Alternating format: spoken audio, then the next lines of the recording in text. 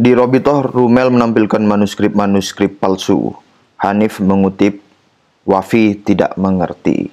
Tulisan Kiai Haji Madudin Usman Al-Bantani 14 September 2024. Teman-teman bisa membaca sendiri secara mandiri di link yang saya sematkan di kolom deskripsi. Untuk mempertahankan nasab Ba'alwi, Rumel Abbas berusaha mencari manuskrip abad ke-5 sampai abad ke-8 Hijriah. Namun tampaknya usaha itu akan sia-sia. Algoritma dari historiografi abad ke-9 Hijriah di Yaman dan wilayah lain yang berkaitan dengan Ahmad bin Isa mengunci berbagai kemungkinan tersambungnya keluarga Ba'alwi kepada genealogi Ahmad bin Isa.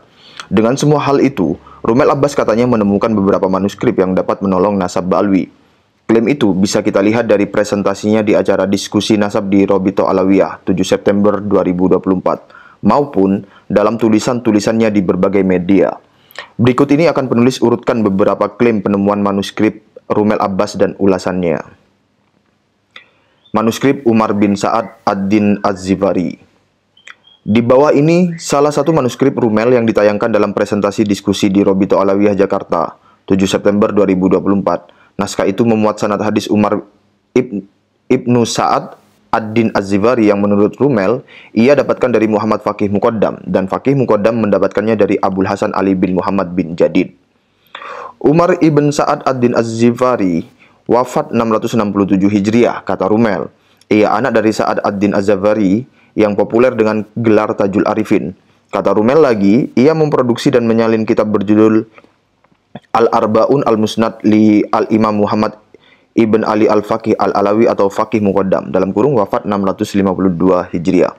Umar ibn Sa'ad ad-Din Az-Zifari, kata Rumel lagi, mengompilasi 40 hadis yang ia dapatkan dari Muhammad Ibn Ali Faqih Muqaddam wafat 653 Hijriah dan beberapa musnid menyebut nama tanda kutip Sohib Mirbat. Pertanyaannya, benarkah seorang Faqih Muqaddam adalah seorang ahli hadis?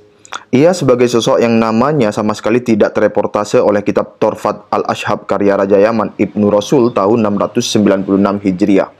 Tidak terreportase kitab As-Suluk karangan ulama Yaman Al-Janadi tahun 732 Hijriah. Tidak terreportase kitab Al-Atoya As-Saniyah karangan Raja Yaman tahun 778 Hijriah. Bagaimana sekarang ada orang menemukan kitab hadis berupa musnad atas namanya? Ini penampakan manuskrip Musnad Faqih Muqaddam. Dalam manuskrip itu disebut bahwa Umar bin Sa'ad mendapatkan hadis dari Muhammad bin Ali Faqih Muqaddam dan Faqih Muqaddam mendapatkannya dari Abul Hasan Ali bin Muhammad bin Jadid. Sanad ini jelas sanad palsu karena Abul Hasan Ali bin Jadid tidak mempunyai murid bernama Muhammad bin Ali Faqih Muqaddam. Dalam kitab As-Suluk fi Tabaqat Al-Ulama wal Muluk Al-Janadi wafat 732 Hijriah menyebut nama murid-murid Abul Hasan Ali bin Muhammad bin Jadid, tetapi tidak ada yang bernama Muhammad bin Ali Faqih Muqaddam. Adapun nama-nama murid Ali bin Jadid yang disebut As-Suluk adalah Muhammad bin Mas'ud As-Sufali, Ibnu Nasir Al-Himyari, Ahmad bin Muhammad Al-Junaid, Hasan bin Rashid, Muhammad bin Ibrahim Al-Fasyali, Umar bin Ali Sahibu Baiti Husain, dalam kurung As-Suluk juz 2 halaman 136. Dalam kitab Banu Al-Mu'allim Al-Jabaiyun wa Banu Al-Jadid Al-Alawiyun, Abu Umar menyebutkan 9 nama dari murid Ali bin Jadid. Namun, tidak juga disebutkan ia mempunyai murid yang bernama Muhammad bin Ali Faqih Muqaddam. Lihat halaman 6. Jelas sekali, manuskrip yang memuat sanad-sanad Faqih Muqaddam di atas adalah sanad palsu. Rumel menyebutkan bahwa tahun penulisan manuskrip itu tahun 667 Hijriah. Dilihat dari bentuk manuskripnya, ia sangat tidak meyakinkan. Tinta biru seperti itu tidak lazim digunakan pada abad ke-7 Hijriah. Kertas yang bergaris-garis semacam itu diproduksi sekitar tahun 1960 Masehi. Selain dilihat dari isinya, dilihat dari media yang digunakan pun, manuskrip ini jelas manuskrip palsu. Bentuk tulisan manuskrip ini sangat identik dengan manuskrip kitab hadis tulisan Salim bin Jindan, wafat 1969 Hijriah. Perhatikan potongan manuskrip yang terdapat dalam media online jaringan santri yang memuat sebuah manuskrip kitab hadis karya Salim bin Jindan yang diberi judul Riwayah bil Fi'li di bawah ini. Dilihat dari bentuk tulisan dan jenis kertas yang bergaris-garis yang biasa digunakan oleh Salim bin Jindan, antara naskah Rumel dan naskah Salim bin Jindan sangat identik. Naskah Rumel itu 99% adalah tulisan tangan Salim bin Jindan yang wafat di Jakarta tahun 1969 Masehi. Lalu bagaimana pendapat ulama Yaman tentang Salim bin Jindan?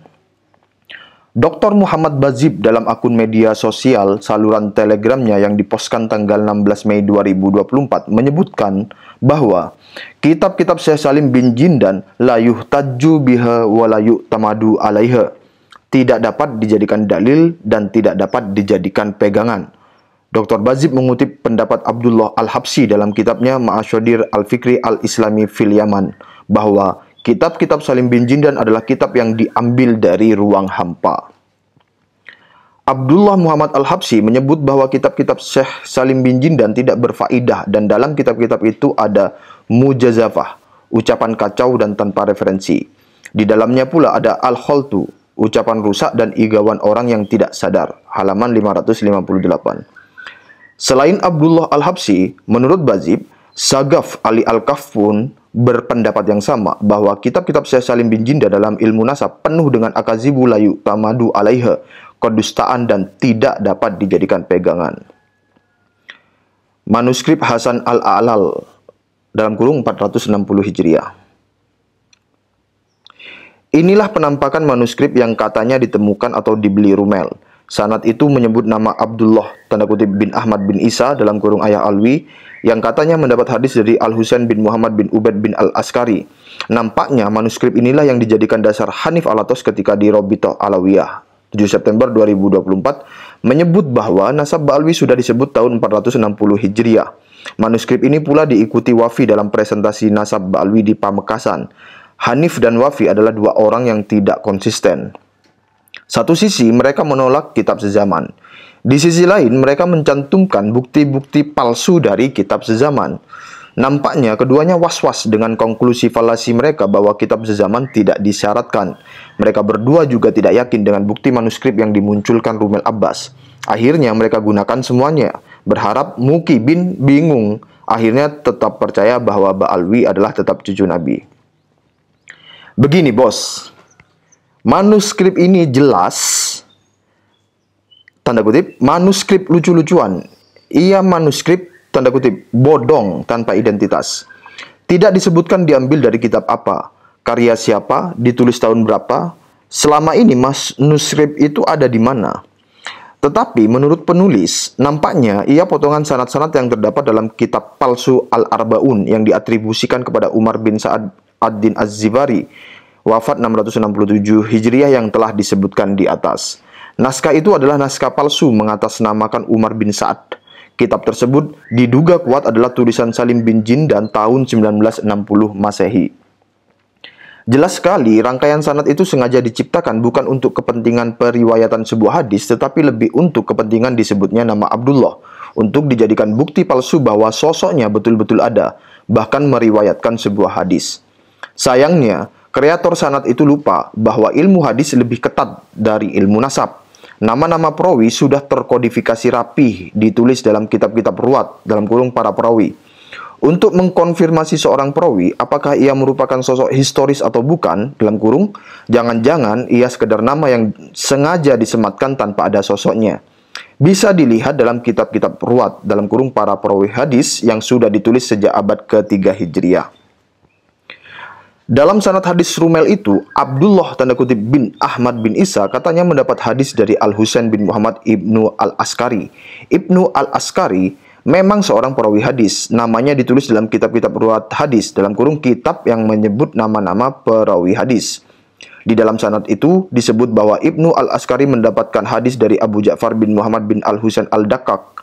Al-Daqqaq pula terkonfirmasi sebagai perawi hadis. Tapi apakah benar Ibnu Al-Askari meriwayatkan hadis kepada Abdullah?